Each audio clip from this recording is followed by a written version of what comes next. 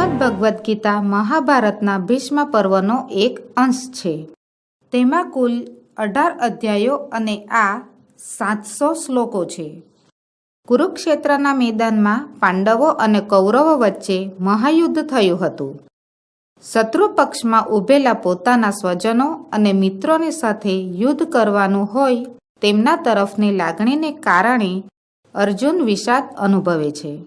વળી સ્વજનો સાથેના યુદ્ધના પરિણામોથી ડરી જઈને યુદ્ધ કરવાનો વિચાર પડતો મૂકે છે. અર્જુનના સારથી તરીકે રહેલા ભગવાન શ્રી કૃષ્ણ તેને કર્તવ્ય અને અકર્તવ્યનો ઉપદેશ આપે છે.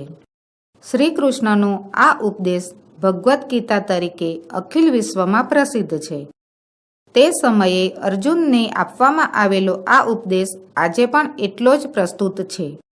જગતના તત્વજ્ઞાનના ગ્રંથોમાં ભગવદ્ ગીતા ઉચ્ચ સ્થાને વિરાજે છે. ફળની પરવા કર્યા સિવાય પ્રત્યેક માણસ જો પોતાના કર્તવ્ય કર્મમાં લાગેલો રહે તો સંસારમાં સર્વત્ર સુખ પ્રસરી જાય એમ છે. ગીતાનો આ કેન્દ્રવર્તી ઉપદેશ છે. પ્રસ્તુત પાઠમાં ગીતાના 7 શ્લોક પસંદ કરીને મૂકવામાં આવ્યા છે. આ શ્લોકોમાં ક્રમશઃ આત્માની અમરતા, જન્મ અને મરણની અનિવાર્યતા, કર્મયોગનું સ્વરૂપ, જ્ઞાનનો મહિમા, ભક્તના પ્રકારો તથા સ્વભાવ અને સાત્વિકી બુદ્ધિનું સ્વરૂપ આટલી બાબતોનું નિરૂપણ થયું છે. માણસના વ્યક્તિત્વના વિકાસ માટે આ બધી બાબતો ખૂબ જ મહત્વની છે. ન જાયતે મ્રિયતે વા કદાચી, ત્રાયમ ભૂત્વા ભવિતા વા ન ભૂયઃ, અજો નિત્યઃ શાશ્વતોયમ પુરાણો ન હન્યતે હન્યમાને શરીરે. આ શ્લોકમાં કહેવામાં આવ્યું છે કે આત્મા કદી પણ જન્મતો નથી કે મરતો નથી. આ આત્મા થઈને ફરી થશે કે થવાનો પણ નથી. આ આત્મા સનાતન પુરાણો અજન્મા સદા રહેનારો છે. શરીર નાશ પામે છે ત્યારે આત્મા નાશ પામતો નથી.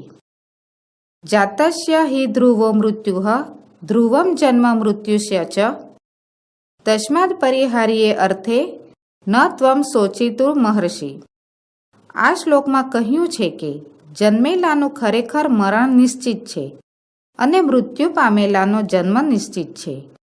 તેથી ટાળી ન શકાય તેવી બાબતમાં તારે શોક ન કરવો જોઈએ.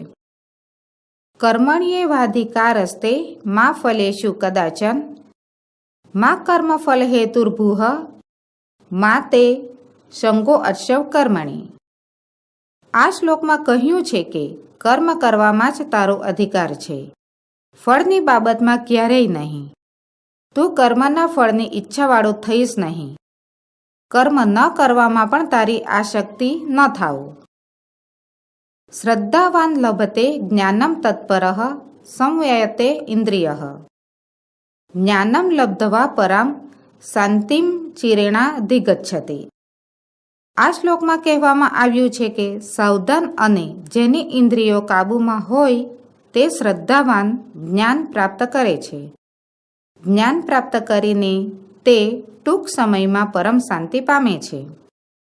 ચતુર્વિદ્યા ભજન્તે મામ જનાઃ સુકૃતિ નો અર્જુન, આર્તો જિજ્ઞાસુર્થાર્થી જ્ઞાની ચ ભરતસર્ભ. આ શ્લોકમાં કહેવામાં આવ્યું છે કે હે ભરતવંશમાં શ્રેષ્ઠ અર્જુન, પીડાયેલો જિજ્ઞાસુ, પદાર્થોને મેળવવાની ઈચ્છાવાળો અને જ્ઞાની એમ 4 પ્રકારના પુણ્યશાળી લોકો મને ભજે છે. યસ્માન્નો દ્વિજતે લોકો લોકાન્નો દ્વિજતે ચ યઃ, હર્ષામર્ષભયોદ્વેગેઃ મુક્તો યઃ સ ચ મે પ્રિયઃ.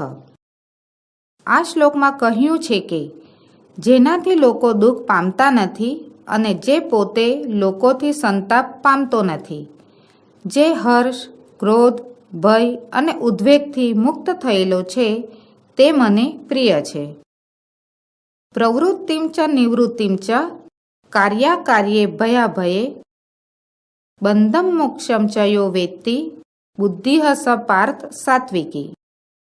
આ શ્લોકમાં કહેવામાં આવ્યું છે કે હે પાર્થ, જે બુદ્ધિ, પ્રવૃત્તિ અને નિવૃત્તિ, કર્તવ્ય અને અકર્તવ્ય, ભય અને અભય, બંધન અને મુક્તિને જાણે છે તે સાત્વિક બુદ્ધિ છે.